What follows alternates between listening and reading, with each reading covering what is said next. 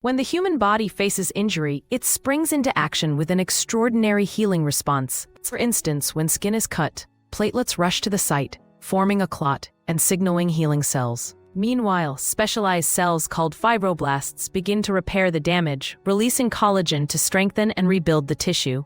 This process exemplifies how resilient the human body truly is, showcasing its ability to not just mend itself, but to adapt and recover from various traumas. From scars to restored functions, the body's healing journey is a testament to its remarkable design.